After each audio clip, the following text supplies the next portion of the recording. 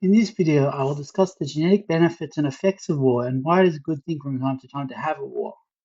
First of all, let's generalize the effects of war on two populations. We will call one population the invading population, while we will call the other the defending population. I'll go through the different outcomes of war and the genetic effects on both groups.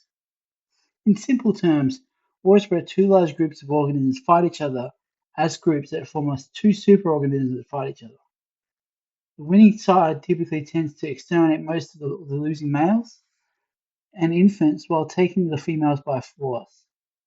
How the winning side treats the losing side is dependent on how well the losing side males fought.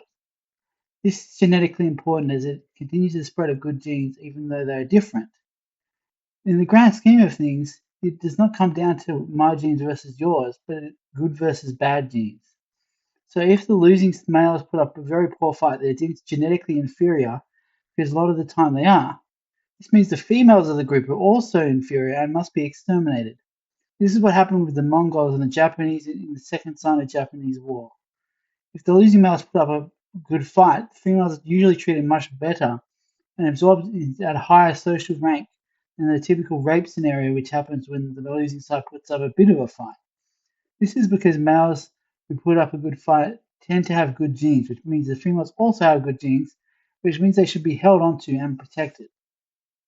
These mechanisms of protecting genetically stronger females and exterminating genetically weaker females is a great way for both groups to exterminate mutations that build up good genes. Without war, the only mechanism for getting rid of bad genes would be murder and genocide without any way of gaining and holding on to good genes other than eugenics. This makes war critically important for maintaining genetic health over long periods of time. Another important aspect of war is the spread of disease. This also has the effect of killing weaker, more mutated genes and letting healthier genes survive.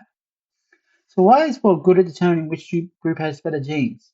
In humans, the technology and manufacturing of weapons and defenses reflects how well a society functions together and how little corruption there is.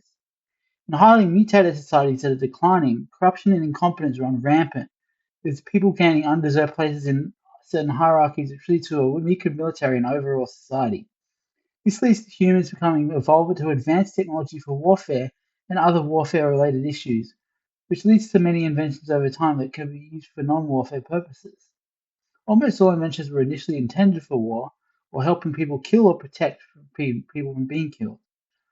Keep in mind, wars are always fought over genetic health maintenance, and sometimes over ideological or resource competition, that war wasn't always beneficial to genetic health.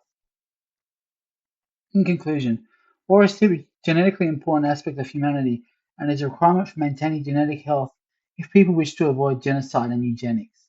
With eugenics, war would no longer be necessary for maintaining genetic health. The genetic health would be maintained by other ways, such through selective breeding.